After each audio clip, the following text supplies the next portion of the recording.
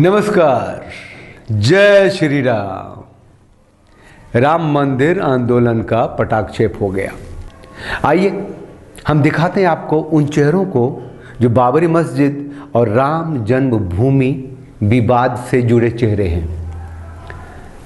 तीन पक्ष हैं, एक मुस्लिम पक्ष है, एक हिंदुओं का पक्ष है और तीसरा एक विरोधी पक्ष है जो सत्ता का पक्ष है,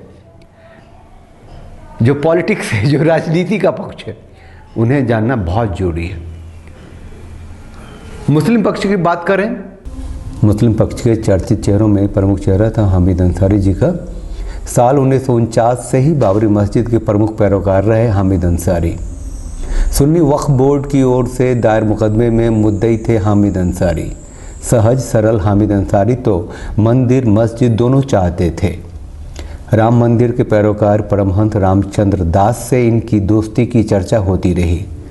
2016 में 95 साल की उम्र में इनकी मृत्यु हो गई और इनका बेटा फिर मुद्दई बना, जिन्हें आप सब जानते हैं। नाम है इकबाल अंसारी और इकबाल अंसारी सुप्रीम कोर्ट के फैसले से खुश हैं। बाबरी मस्जिद के पक्षकार में दूसरा बड़ा नाम है सैयद शहाबुद्दीन का।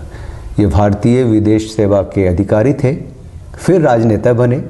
शहाबुद्दीन ने ही मस्जिद निर्माण के लिए बाबरी मस्जिद कोऑर्डिनेशन कमेटी बनाई। सैयद शहाबुद्दीन खतरनाक किस्म के कट्टर मुसलमान थे। रामलला की पूजा के लिए ताला खोला गया था। इसके विरोध में इन्होंने गणतंत्र दिवस का बहिष्कार की घोषणा कर दी थी। हिंदू पक्ष में जो सबसे चर्चित और प्रसिद्ध नाम है वो हैं महंत रामचंद्र दास परमहंस। 1949 में विवाद शुरू होने से लेकर 1992 के बाबरी मस्जिद ढांचा विध्वंस तक में इनकी भूमिका रही। 1989 में गठित राम जन्मभूमि न्यास के अध्यक्ष बने। 1984 में धर्म संसद की अध्यक्षता की। 2003 में इनका स्वर्गारोहण हो गया। अशोक सिंघल विश्व हिंदू परिषद के मुखिया रहे और राम मंदिर आंदोलन में इनकी केंद्रीय भूमिका रही। इनकी अगुवाई में शिला पूजन, धर्म संसद, हिंदू सम्मेलन आदि का आयोजन होता रहा। बाबरी ढांचा विध्वंस के ये आरोपी भी थे। देवराहा बाबा ने राम मंदिर आंदोलन को धारदार बनाया था। ऐसा कोई राजनेता नहीं था जो इनका वक्त नहीं था। देवराहा बाबा जीवित रहस्य थे। इनकी उपस्थिति में ही 9 नवंबर 1979 को राम मंदिर शिलान्यास की तारीख तय हुई थी। कहते हैं इनके आदेश पर ही तत्कालीन प्रधानमंत्री राजीव गांधी ने विवादित स्थल का ताला खुलवाया था। महंत अवैधनाथ को बाबरी मस्जिद ढांचे गिराने के मामले में आरोपी बनाया गया। गोरखनाथ मंदिर के पूर्व पीठाधीश्वर महंत अवैधनाथ लोकसभा के सांसद भी बने। वर्तमान में उत्तर प्रदेश के मुख्यमंत्री योगी इनके शिष्य हैं। राम जन्मभूमि न्यास के अध्यक्ष रहे महंत अवैधनाथ राम जन्मभूमि मुक्ति यज्ञ समिति के पहले अध्यक्ष भी थे। 12 सितंबर 2014 को इनका देहावसान हुआ। ये राम जन्मभूमि का जो आंदोलन था उसके विरोधी चेहरों में जो एक प्रमुख नाम है वो है लालू प्रसाद यादव जी का। ये लालू प्रसाद यादव जी उस समय मुख्यमंत्री थे बिहार के और लालकृष्ण आडवाणी रथ यात्रा लेके निकले थे राम मंदिर के लिए, लोगों को इकट्ठा करने के लिए, एक पब्लिक ओपिनियन गैदर करने के लिए। अब भारी भीड़ उनके साथ चलनी शुरू हुई थी। ये जब सीतामढ़ी पहुँचे तो इनके रथ को वहीं पे सीज कर लिया गया और लालू यादव ने लालकृष्ण आडवाणी को गिरफ्तार कर लिया। उनकी यात्रा वहीं समाप्त हो गई। राम मंदिर के प्रबल विरोधी आजकल चारा घोटाला के मामले में जेल में बंद हैं। ये राम जन्मभूमि विवाद का एक बहुत बड़ा विलन मुलायम सिंह यादव रहे हैं। वो तत्कालीन मुख्यमंत्री थे वहाँ।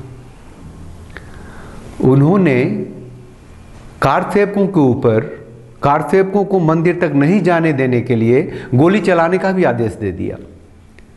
पहली बार गोली चली तो 5 कार सेवक मारे गए। इन 5 कार सेवक की जो मृत्यु हुई उससे जन सैलाब उमड़ा और अधिक भीड़ रामलला के मंदिर की ओर बढ़ी। फिर फायरिंग हुई और तकरीबन 21 लोग मारे गए, 21 कार सेवक मारे गए। बड़ी दर्दनाक घटना थी और मुलायम सिंह जी कहते रहे कि वहाँ परिंदा तक नहीं मार सकता। उनका मानना था कि वहाँ मंदिर बनने से राष्ट्र की एकता को खतरा होगा और वो अपनी जिम्मेदारी निभा रहे थे। ये राम जन्मभूमि विवाद में एक बड़ा और मजबूत नाम राजीव गांधी का भी आता है। वो 1986 में राष्ट्र के प्रधानमंत्री थे और वो एक कमज़ोर प्रधानमंत्री के रूप में जाने जाएंगे। मैं बताता हूँ वो कमज़ोर प्रधानमंत्री के रूप में क्यों इतिहास में दर्ज हैं और आगे भी जाने जाएंगे। पहली गलती उन्होंने तो ये की कि शाहबानों के केस में संविधान में बिल ला करके उच्चतम न्यायालय के फैसले को बदल दिया।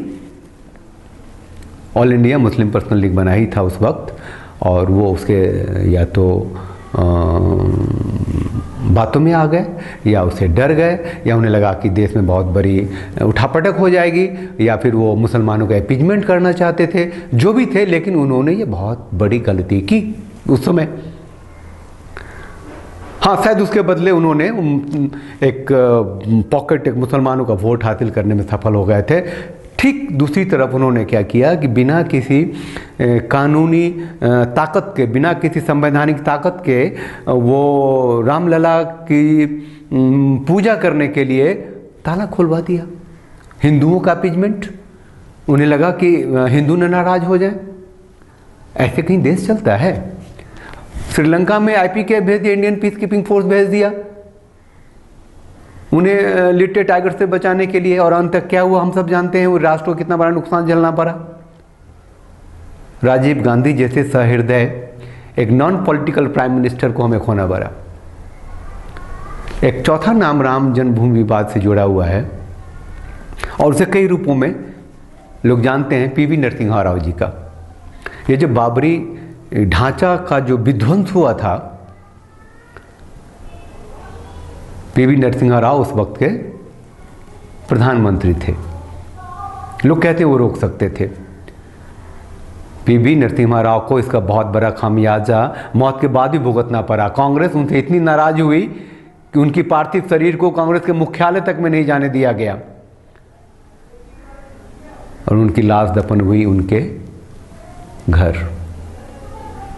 आज जब राम जन्मभूमि विवाद पर पूर्ण विराम लगा है, शहीद कारसेवकों को हम याद करते हैं, उन्हें हृदय से श्रद्धांजलि देते हैं।